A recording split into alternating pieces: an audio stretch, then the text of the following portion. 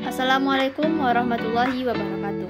Halo teman-teman semuanya, perkenalkan nama saya Diva Gayatri dari Tadris Biologi A dengan NIM 2430106009. Pada kesempatan kali ini saya akan meresensi sebuah buku yang mana resensi ini merupakan tugas dari mata kuliah Bahasa Indonesia dengan judul materinya yaitu resensi oleh dosen penampu yaitu Ibu Ratniyati MPD.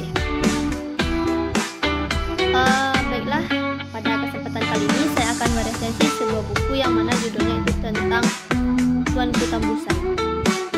Jadi Tuanku Tambusai ini, cerita buku ini yaitu ditulis oleh RM Buya AST, yang mana buku ini diterbitkan oleh Sisi Bintang Books pada tahun 2009 dengan tempat diterbitkannya yaitu di Surabaya, Jawa Timur, dengan jumlah halamannya yaitu sebanyak 56 halaman. Buku ini itu menceritakan tentang bagaimana perjuangan dari Tuanku Tambusai. Jadi Tuanku Tambusai ini adalah pahlawan yang mana ia melawan para penjajah dengan semangatnya yang tidak pernah pudar, yaitu dengan yang tinggi. Terus dia adalah panutan bagi masyarakat. Ia tidak mengenal istilah takut dalam pengorbanannya untuk melawan Belanda. Ia bahkan rela untuk mengorbankan segalanya, baik itu harta benda dan juga nyawanya ia taruhkan untuk perlawanan melawan penjajah Belanda. Jadi Tuanku Tambusai ini merupakan salah satu pahlawan dari Perang Padri atau kaum Padri, yang mana kaum Padri ini adalah sebutan untuk kelompok masyarakat di Minangkabau, yang mana ia menegakkan syariat Islam secara murni, ketat. Mereka juga dikenal dengan gerakan dakwah yang bertujuan untuk memurnikan ajaran Islam serta menjauhkan dari praktik-praktik yang menyimpang dari ajaran agama Islam seperti merampok, merampas, mencuri dan sebagainya. Tuanku Tambusai ini awalnya ia bernama Muhammad Saleh. Ia merupakan seorang pemuda yang diangkat menjadi anaknya Tuanku Imam Bonjol. Jadi Tuanku Tambusai ini merupakan salah satu anak didik dari Tuanku Imam Bonjol, dan ia juga merupakan salah satu kepercayaan dari Tuanku Imam Bonjol untuk melawan penjajah Belanda. Jadi Tuanku Tambusai ini yang bernama Muhammad Saleh, ia menjadi murid Tuanku Imam Bonjol dari berumur ia masih muda hingga ia menjadi dewasa, dan ialah menjadi seorang pahlawan untuk menjadi ketua dalam Perang Padri ini.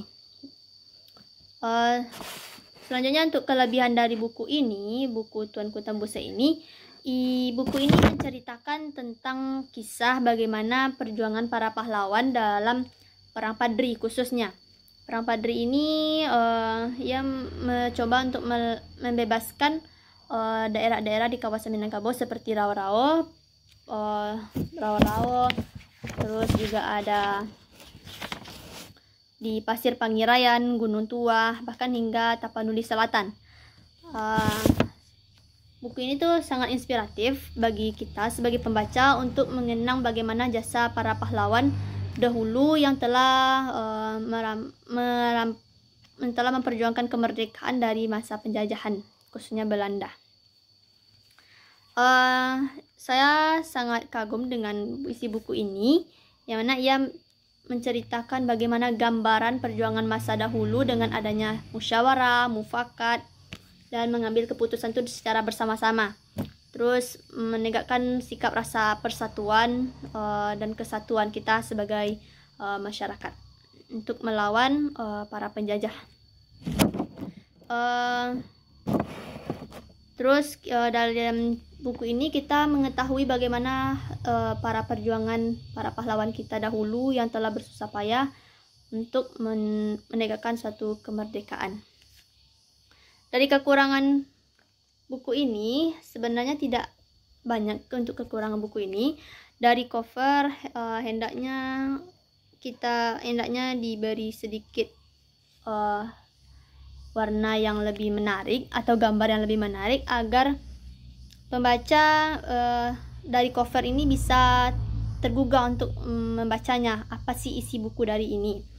Selanjutnya untuk kata-kata dalam buku ini ada beberapa atau sebagiannya yang sedikit kurang dipahami dalam penyampaiannya, sehingga membuat pembaca tuh merasa bingung atau ambigu dalam menyimpulkan atau menafsirkan isi dari buku ini. Terus hendaknya sedikit ditambahkan lagi isi dari buku ini, sebab beberapa pembaca pasti ingin bagaimana sih kelanjutan dari buku ini gitu, cerita dari Tuanku Tambusa ini. Penutup dari cerita ini, Tuanku Tambusa ini, pembaca buku ini kita dapat mengetahui bahwasannya banyak sekali pahlawan-pahlawan yang telah berjuang susah payah untuk menegakkan kemerdekaan di Indonesia ini, salah satunya yaitu di Sumatera Barat ini. Banyak yang kehilangan keluarga, harta, nyawa, bahkan mereka rela mengorbankan segala sesuatu